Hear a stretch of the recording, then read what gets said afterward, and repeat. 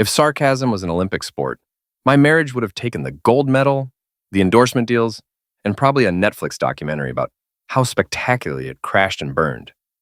My name's Pete Hollander, and I've spent the last 15 years thinking I knew my wife Dana better than the back of my grease-stained hands. Turns out I knew jack crap. I should have seen it coming when she started working late at Meridian Financial, her HR executive job suddenly requiring emergency meetings at 9 p.m. on Saturdays. Or when she bought that red dress that cost more than my monthly insurance payment and claimed it was for team-building exercises. But hey, I'm just a guy who fixes engines for a living. What do I know about the subtle art of marital deception? Pete, you smell like motor oil again, Dana said last Tuesday, wrinkling her nose like I'd rolled around in a septic tank. She was standing in our kitchen wearing a silk blouse that probably cost more than most people's rent, checking her phone with the intensity of a surgeon reading x-rays. It's called having a job, sweetheart, I replied, grabbing a beer from the fridge. You know, that thing where you exchange labor for money? Ancient concept, I realize. She didn't laugh. Dana used to laugh at my jokes, back when we were young and stupid and thought love could survive anything, including my tendency to find humor in the darkest corners of life. Now she just looked at me like I was a stain on her designer furniture.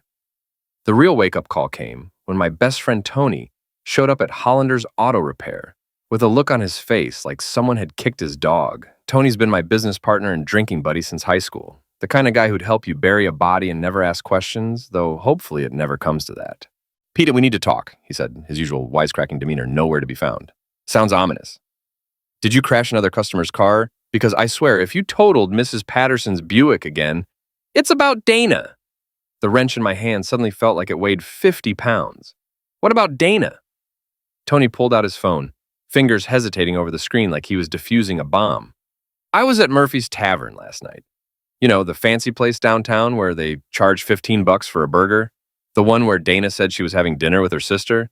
Yeah, well, unless her sister grew a beard and started going by Victor, she wasn't there with family. He showed me the photo, and my world tilted sideways like a car with two flat tires. There was my wife, my Dana, sitting on some guy's lap like she was auditioning for a music video. The guy was tall, dark-haired, and wearing the kind of expensive suit that screamed, "I sell overpriced cars to people with more money than sense." His hands were on her waist, and she was laughing at something he'd whispered in her ear. The laugh that used to be mine. Who's the suit? I asked, surprised by how steady my voice sounded. Victor DeSantis? Owns that luxury car dealership on 5th Street. You know, the one with the Porsches in the window that cost more than your house. I stared at the photo until the image burned into my retinas. Dana looked happy, genuinely happy, in a way I hadn't seen in months, maybe years.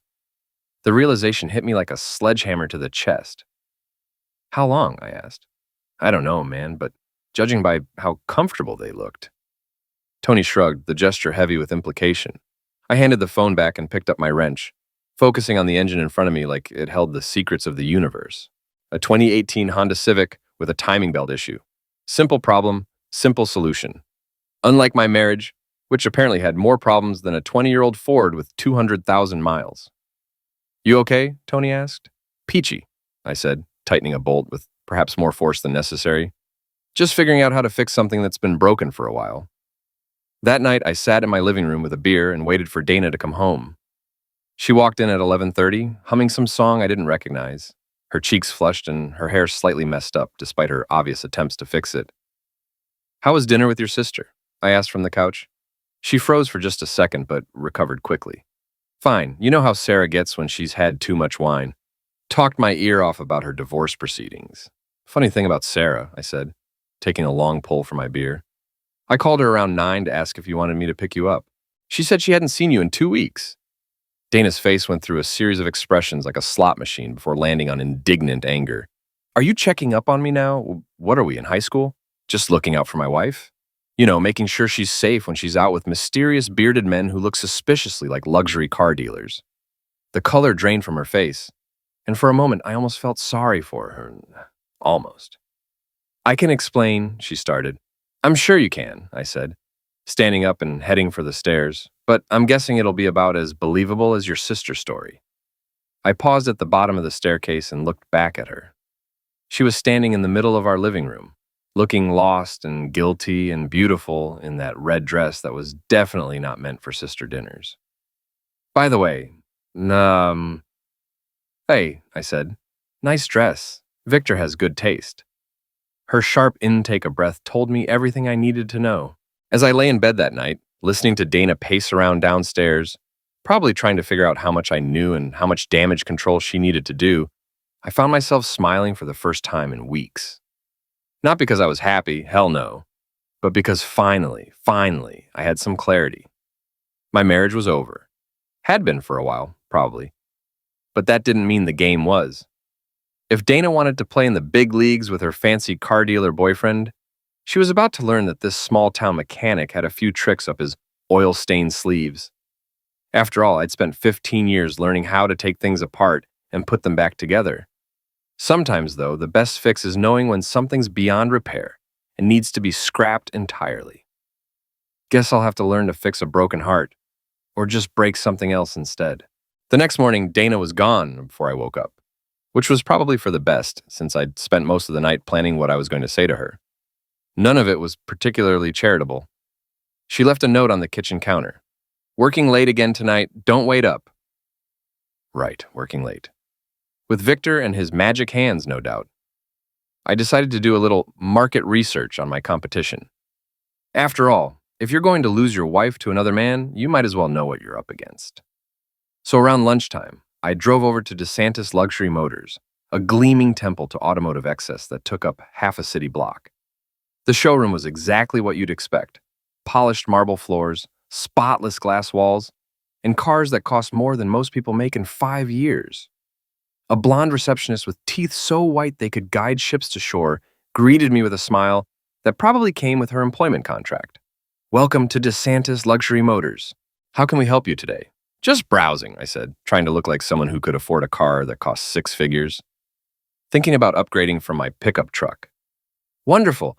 Let me get someone to help you. Victor. And there he was, Victor DeSantis, in the flesh, walking toward me with the kind of confident swagger that comes from never having to worry about money or consequences. He was taller than he looked in Tony's photo, probably 6'2", with perfectly styled hair and a suit that probably cost more than my monthly mortgage payment. Victor DeSantis, he said, extending a hand with a grip that was just a little too firm, a little too long. What can I show you today? Pete, I replied, not bothering with my last name. I'm in the market for something reliable. Reliability is our middle name, he said with the kind of smooth confidence that probably worked wonders on lonely housewives. What's your budget range? Let's say sky's the limit. I lied. I just sold my business. Another lie, but hey, when in Rome. His eyes lit up like a kid on Christmas morning. In that case, let me show you something special. He led me over to a silver Porsche 911 that looked like it could break the sound barrier. The price tag made my eyes water, $180,000 for a car. I'd seen houses that cost less. This beauty just came in, Victor said, running his hand along the hood like he was petting a cat. 0 to 60 in 3.2 seconds, top speed of 191 miles per hour. She's a real head-turner. I bet she is, I said, thinking about how this guy was probably turning my wife's head on a regular basis. Mind if I look inside? Of course. Here, let me get the keys. While he was distracted, I took a quick look around his office, which was visible through glass walls at the back of the showroom.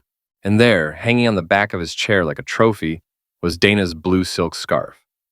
The one I'd bought her for our anniversary last year. The one she'd claimed she'd lost at work. Something cold and hard settled in my chest, like a ball bearing made of pure rage. But I kept my face neutral, kept playing the role of the interested customer while Victor showed me features I'd never use on a car I'd never buy. What do you think? He asked after his sales pitch. Impressive, I said. Really impressive. You must do well for yourself selling cars like this. Can't complain, he said with false modesty. Business is good, life is good. Got a beautiful girlfriend, nice house, everything a man could want. Girlfriend. Not wife, girlfriend. My wife was his girlfriend. Lucky you, I managed. Well, I need to think about it.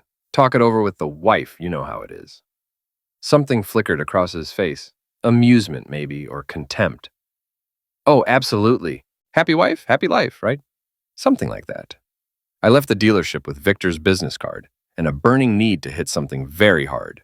Instead, I drove to Murphy's Tavern, the scene of the crime, and ordered a whiskey that cost more than I usually spend on lunch.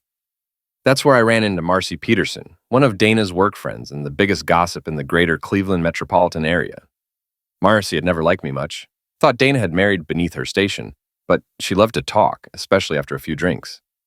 "Pete," she said, sliding onto the bar stool next to me, with the enthusiasm of someone who'd already had a liquid lunch. "Fancy seeing you here. Isn't this where Dana comes for her business dinners?" "Is it?" I asked innocently, signaling the bartender for another round.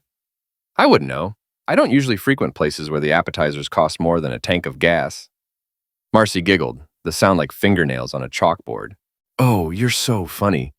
Dana's always talking about your sense of humor. What else does Dana talk about?" "Oh, work stuff mostly. Her boss, her clients, that gorgeous car dealer she's been working with on the company fleet upgrade."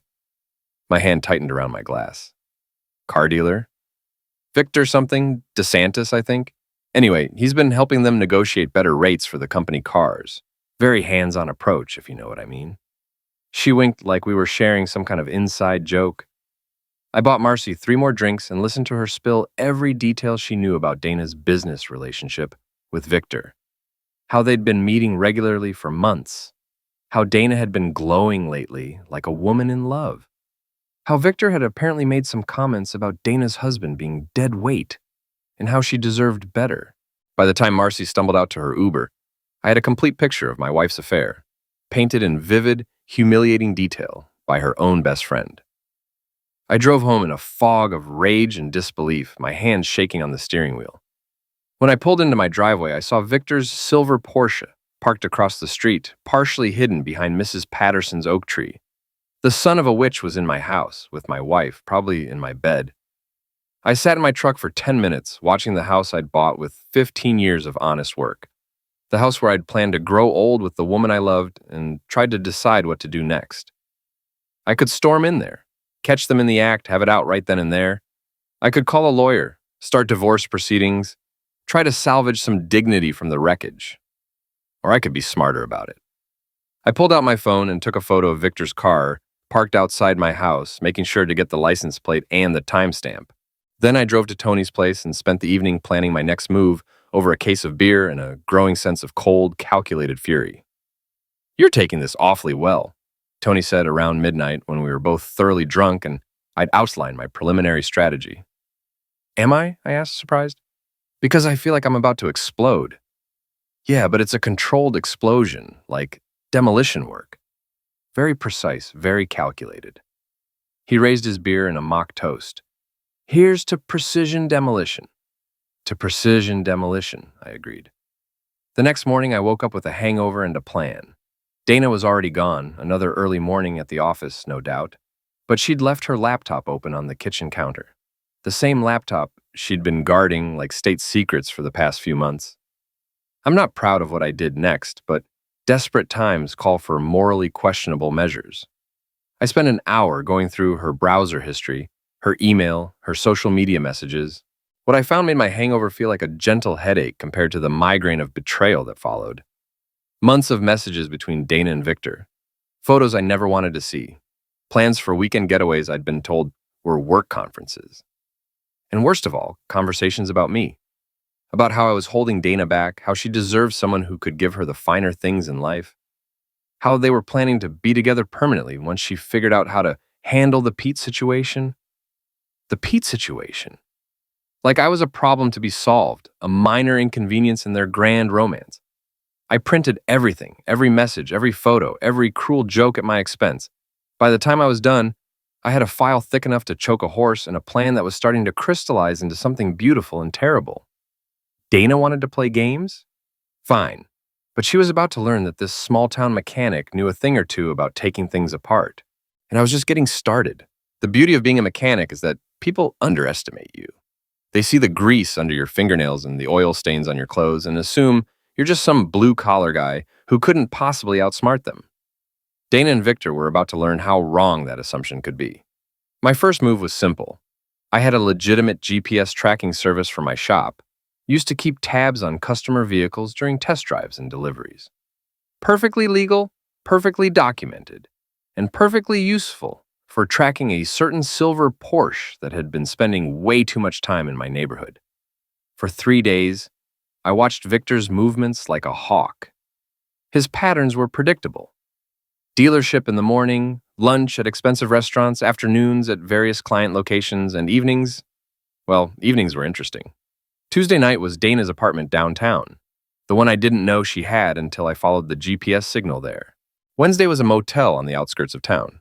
Thursday was back at my house while I was supposedly working late. By Friday, I was ready to make my move. I parked across from the Sunset Motor Lodge, a place that had seen better decades, with Tony riding shotgun and a camera with a telephoto lens in my lap. We didn't have to wait long. At 6:30 p.m., Victor's Porsche pulled into the parking lot, followed 5 minutes later by Dana's Honda Civic. But they weren't alone. "Holy crap," Tony whispered as Marcy Peterson climbed out of Dana's passenger seat. "Is that Marcy?" I confirmed, watching through the camera lens as the three of them walked toward room 237 like they'd done this before. "Looks like Dana's been expanding her horizons." I took photos of everything: license plates, faces, room numbers, timestamps. When they came out 2 hours later looking disheveled and satisfied, I had enough evidence to end Dana's career and destroy Victor's reputation. But that was just the appetizer. Monday morning, I made an anonymous call to Meridian Financial's HR department, not Dana's department, but the one that handled executive misconduct. I didn't have to lie or exaggerate. I just provided facts, dates, and suggested they might want to look into their star HR executive's extracurricular activities. By Tuesday afternoon, Dana was suspended pending investigation. She came home that evening looking like she'd been hit by a truck, her usual composure cracked and bleeding around the edges. "They suspended me," she said without preamble, standing in the doorway of my workshop like she was afraid to come closer. "Sorry to hear that," I replied, not looking up from the carburetor I was rebuilding. "What for?" "They said there were allegations about inappropriate conduct. Someone sent them photos, Pete. Photos of me with—" She trailed off, probably realizing that finishing that sentence would require admitting things she wasn't ready to admit. "With Victor?" I supplied helpfully. Her face went white.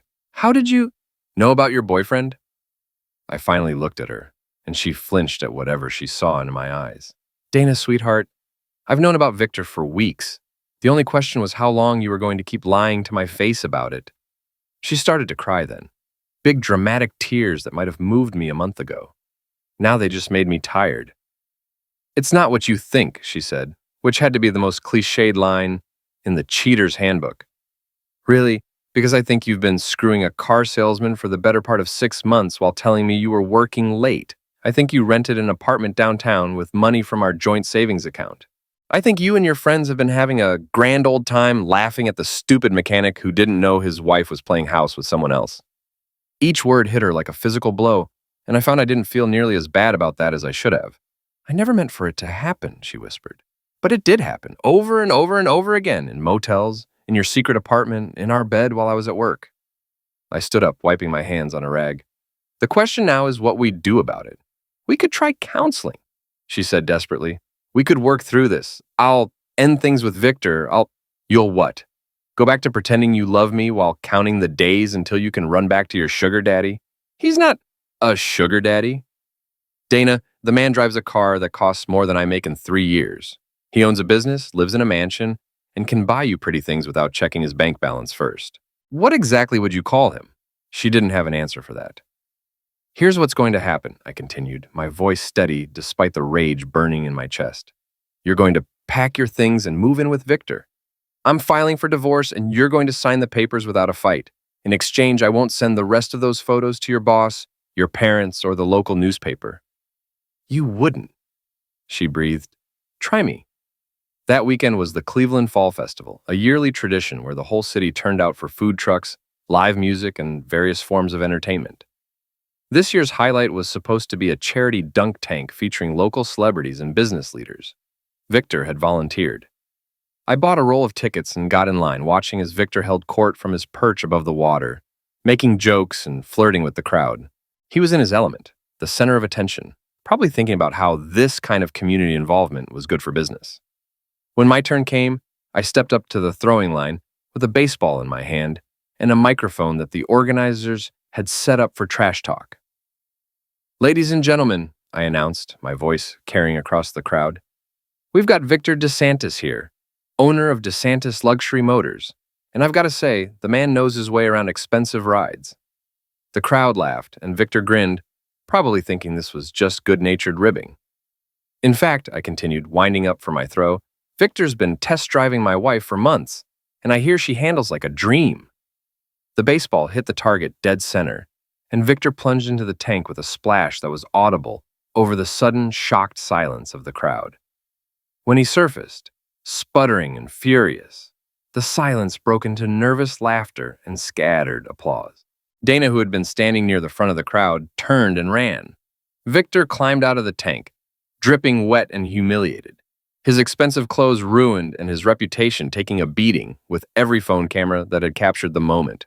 "Thanks for coming out, folks," I said into the microphone, dropping it and walking away as the crowd erupted into chaos behind me. That night, I found a note slipped under my door. "Back off or you'll lose more than your wife. V." I read it twice, then crumpled it up and threw it in the trash. Victor DeSantis had no idea who he was threatening, but he was about to find out. The game was just getting started, and I was finally beginning to enjoy myself. After 15 years of marriage, I'd forgotten what it felt like to be in control of my own life. Now, watching my wife's perfect world crumble around her, while her boyfriend learned that actions have consequences, I remembered why I'd fallen in love with the idea of justice in the first place. Some things once broken can't be fixed, but that doesn't mean you can't have a little fun with the pieces. The threatening note was the last straw. Up until that point, I'd been content to embarrass Victor and expose Dana's lies, but threatening me? That crossed a line that Victor was going to regret for the rest of his considerably shortened career in luxury car sales. I spent the next week preparing for what I privately called Operation Shutdown. The plan was elegant in its simplicity. Destroy Victor's business reputation, expose the corruption I'd discovered in his dealings with the city, and leave both him and Dana with nothing but the clothes on their backs and the memories of what they'd thrown away. The first phase involved Victor's precious Porsche. As a licensed mechanic, I had access to various automotive security devices, including remote eliminate switches designed to prevent theft. Installing one in Victor's car during a chance encounter at a downtown parking garage was almost insultingly easy. The chance to use it came sooner than expected. I was driving home from a parts supplier when Victor's silver Porsche appeared in my rearview mirror, following way too close for comfort. At first, I thought it was coincidence, but when he followed me through 3 random turns and started flashing his lights, it became clear that Victor had decided to escalate our little conflict.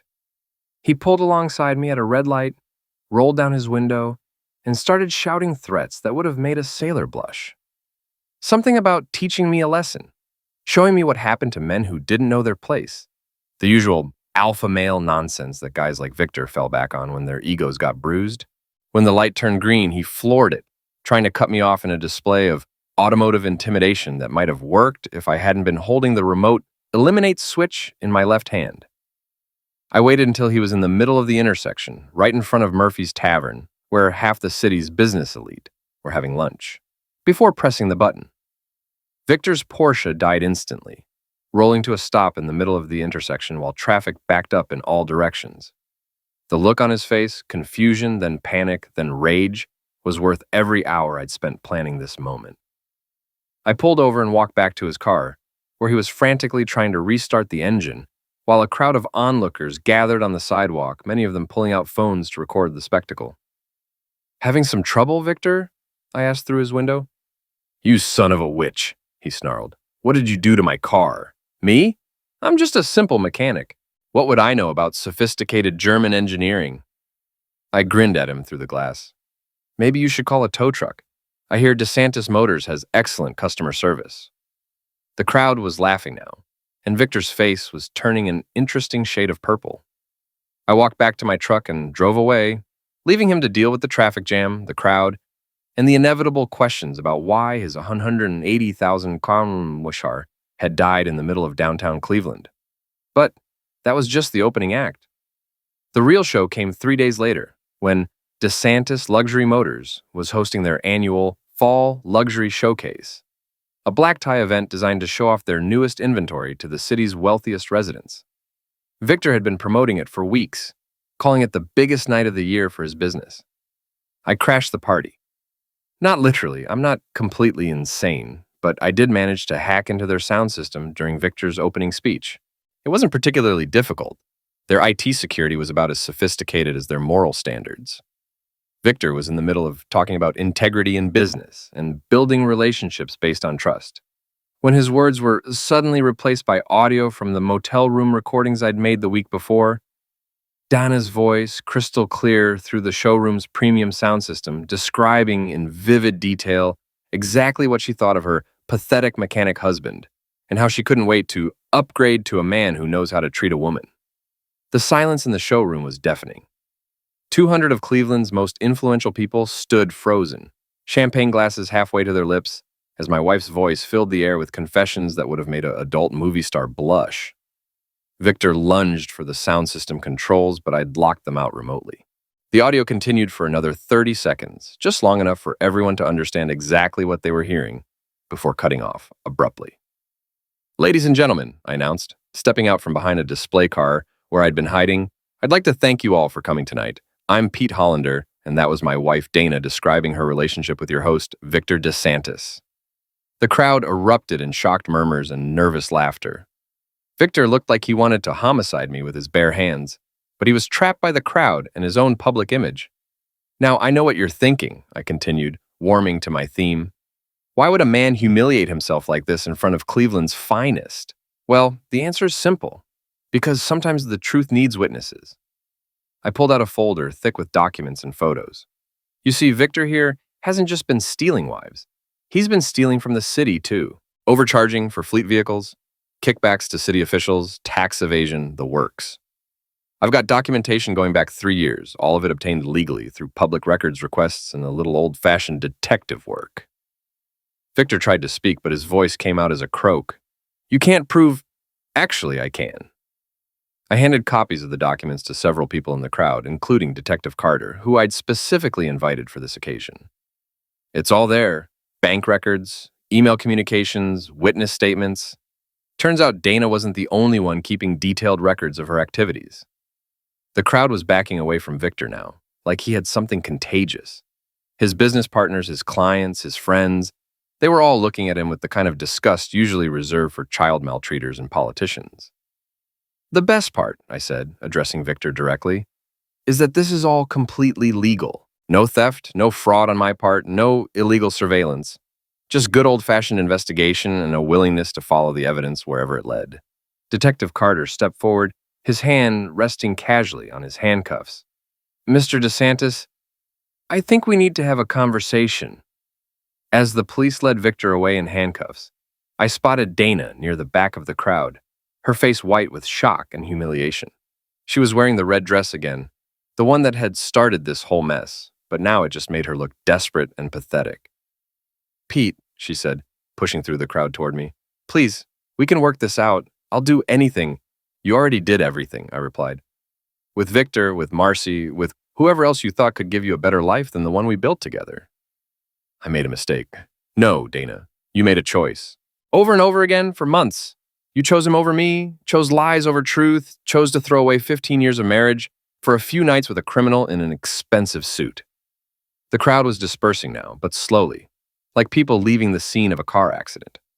They were all staring at us, watching the final act of a marriage that had become public entertainment. "I loved you," Dana whispered, tears streaming down her face. "Maybe you did," I said. "But love isn't enough when it comes with betrayal, lies, and contempt. You wanted to upgrade your life? Congratulations. You're about to find out what it's like to start over with nothing." I walked away then, leaving her standing in the wreckage of Victor's business and her own reputation. Outside, Tony was waiting by my truck with a beer and a grin that could have lit up the city. "How'd it go?" he asked. "Better than expected," I replied, taking the beer and leaning against the truck. "Victor's going to prison, Dana's unemployed and unemployable, and I'm officially a free man. What's next?" I thought about it for a moment, watching the police cars pull away with Victor in the back seat.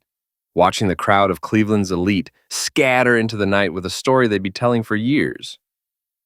Next, I'm going to go home, take a shower, and sleep for about 12 hours. After that, I'm thinking about expanding the shop, maybe hiring another mechanic. Turns out there's something to be said for the simple life. Tony raised his beer in a toast. To the simple life. To the simple life, I agreed. As we drove away from the wreckage of DeSantis luxury motors, I felt something I hadn't experienced in months. Peace. Not happiness exactly, that would come later, but the deep, satisfying peace that comes from knowing you've done what needed to be done. Dana had wanted to trade up, to leave behind the grease-stained mechanic for someone who could give her a more glamorous life.